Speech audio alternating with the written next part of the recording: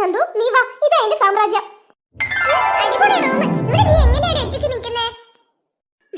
അപ്പുറത്ത് ഒരാളും കൂടി ഉണ്ടായിരുന്നു. കുറച്ച് ദിവസം മുന്നേ അവര് പോയി. ഇപ്പൊ ഞാൻ ഒറ്റയ്ക്ക് ഇവിടെ. എന്തായാലും എനിക്ക് ഇഷ്ടായി. നല്ല അടിപൊളി റൂം. ഞാനൊന്ന് വീട്ടിലേക്ക് വിളിക്കട്ടെ. അമ്മയും അച്ഛനൊക്കെ ഞാൻ വിളിക്കുന്നു കാത്തു നിൽക്കുന്നതായിരിക്കും.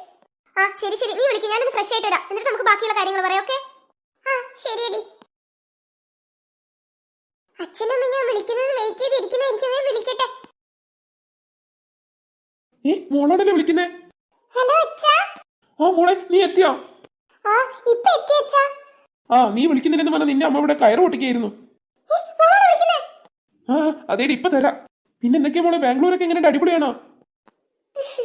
അതെ അച്ഛാ, കുഴപ്പമൊന്നുമില്ല. നീ നോക്കി, എനിക്ക് ഫോൺ, ഞാൻ അവരോട് സംസാരിക്കട്ടെ. ആ ഇപ്പൊ തരാടി. മോളെ റൂമിലേക്ക് എത്തിയോ? ആ എത്തി അച്ഛാ. ഫ്ലൈറ്റ് കുറച്ച് ലേറ്റ് ആയിരുന്നു, അതുകൊണ്ട് കുറച്ച് താമസിച്ചു. അമ്മ എവിടെ? ആ ഇതാ മോളെ ഇവിടെ ഉണ്ട്, അച്ഛൻ കൊടുക്കാം. ഇതാ നിന്റെ മോളെ വിളിക്കുന്ന ഫോൺ വാങ്ങ്.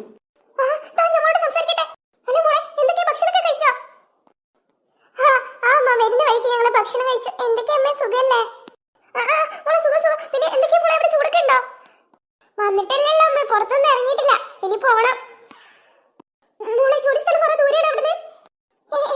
ഇല്ല അമ്മേ, ഇവിടെ അടുത്താ. എന്നാ ഞാൻ വിളിക്കാം അമ്മേ. മോളെ വെക്കല്ലേ? അവള് വെച്ചു. അവൾക്ക് ഇനി ഓരോ തിരക്കുകളൊക്കെ ഉണ്ടാവും. നീ വിളിക്കുമ്പോൾ ഫോൺ എടുക്കാൻ അവൾക്ക് ഇനി സമയം ഉണ്ടെന്ന് വരില്ല.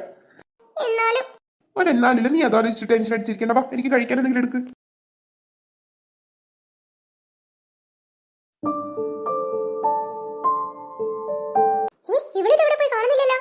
നന്ദു,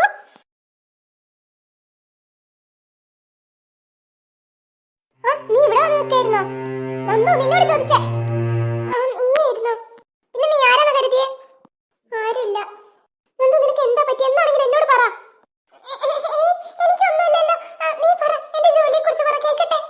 ഇല്ല നന്ദു, നിനക്ക് എന്തുണ്ട്? എന്താന്ന് വെച്ചാൽ എന്നോട് പറ. എടി ഒന്നുമില്ലാന്ന്. ഒന്നുമില്ല. ഞാനെന്തായാലും നിന്റെ ജോലിയെ കുറിച്ച് പറഞ്ഞ അവസാനം നീ തീരുമാനിക്കണം എനിക്ക് ജോലി വേണോ വേണ്ടോന്ന്. എനിക്ക് ജോലി എന്തായാലും അത്യാവശ്യം. എന്നാലും നീ പറ, കേൾക്കട്ടെ. ഈ ബാംഗ്ലൂരിലെ ഏറ്റവും വലിയ പണക്കാരവര്, അഭിഷേക് കുടുംബം. അങ്ങനെ അവരാ ഒരുപാട് ആളുകൾ കൂട്ടുകുടുംബമായി താമസിക്കുന്ന വീടാ. അവിടത്തേക്കാണ് നീ ചെല്ലേണ്ടത്. ഇതൊന്നുമല്ല പ്രശ്നം. അവിടെയുള്ള ആൾക്കാര്, അവിടുത്തെ ഏറ്റവും പേടിക്കേണ്ട ആള് ഇവരാണ് രാജേശ്വരി അമ്മ. ഇവരെ കണ്ടാൽ തന്നെ അഭിഷേക് കുടുംബം മുഴുവൻ വെറുക്കും. മേഡം, അതെടുക്കാനുള്ള സമയമായി. മേഡം, എന്നോട് ആജ്ഞാപിക്കാനായോ നീ? കളിക്കുമ്പോ ആളും തരോ നോക്കി കളിക്കണം, കേട്ടല്ലോ?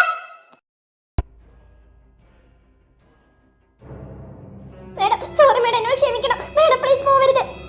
ഈ രാജേശ്വരി ഇന്നേ വരെ ആരോടും ക്ഷമിച്ചിട്ടില്ല, കേട്ടല്ലോ?